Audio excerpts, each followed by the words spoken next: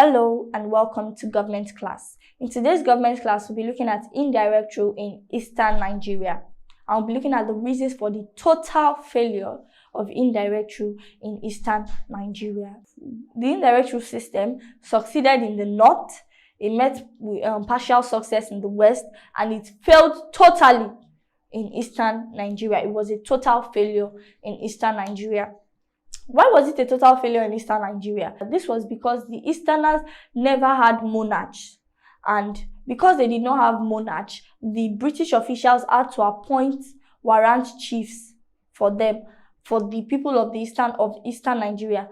And the warrant chiefs that were appointed by Lord Lugard were rejected by the people. So this was one of the reasons that led to the major, in fact, this is the major reason for the total failure of indirect rule in Eastern Nigeria. Also, the system of taxation that was put in place in order to raise funds to sustain indirect rule in Eastern Nigeria was one of the reasons for the total failure of indirect rule in Eastern Nigeria.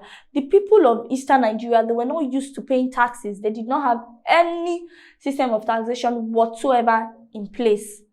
They did not have monarchs. Their system of governance was highly, the powers was highly decentralized in different institutions. So indirect rule could not thrive there because they did not have a monarchical system of government in place, and they did not have a system of taxation in place. Let's look more into the reasons for the total failure of indirect rule in Eastern Nigeria.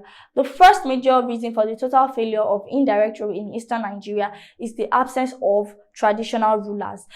They did not have traditional rulers in Eastern Nigeria. They did not have kings. They did not have emirs. They did not have any institution whatsoever like that. So power was decentralized between the various institutions in place. So that was one of the reasons that led to the major failure of indirect rule. So they could not say, okay, this is the person that the British official can talk to that would extend the policies of the British officials to the people. They had no such person in place. So it was one of the reasons that led to the total failure of indirect rule in Eastern Nigeria. The appointment of warrant chiefs in Eastern Nigeria.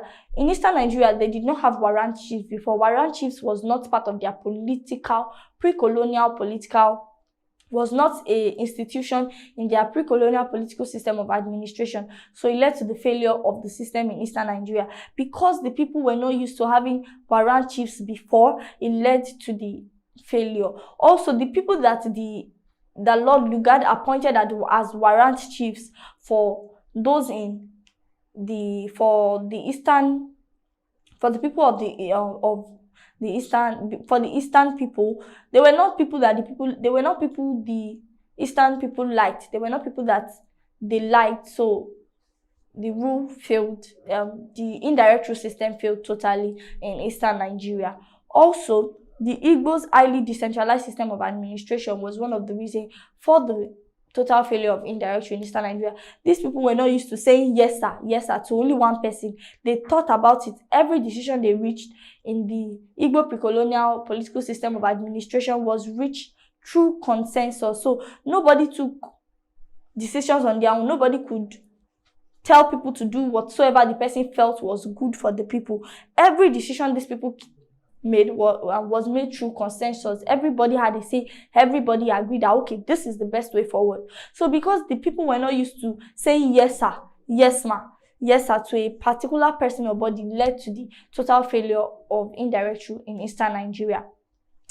Another reason for the total failure of indirect rule in Eastern Nigeria is education. The people of the North were educated. They knew their right, and they knew that whatever is not them, and they knew how to fight for their rights. So because they knew their rights, it put them in a position to address whatever was wrong or with the system of indirect rule.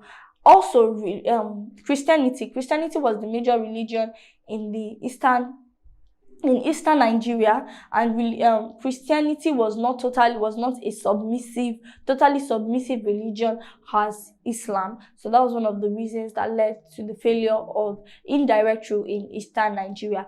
Also, we have absence of the system of taxation, and this was a major reason for the total failure of indirect rule in eastern Nigeria. The fact that the people were not used to paying taxes before. There was no major system of taxation in place for the people of eastern Nigeria before, and now you are suddenly bringing what is not to them, that they should start paying taxes, something they've not paid even before you came. So it was foreign to them, it was alien to them, and they fought against it. And it was this system of taxation that led to the introduction of the system of taxation in eastern Nigeria, was what led to the famous Aba Women Riot of 1929. And with this, we've come to the end of the class. In the course of this class, we looked at indirect rule in eastern Nigeria and the reasons for the total failure of indirect rule in eastern Nigeria. In the next class, we'll be looking at reasons why the educated elites opposed the system of indirect rule in southern Nigeria. See you at the next class.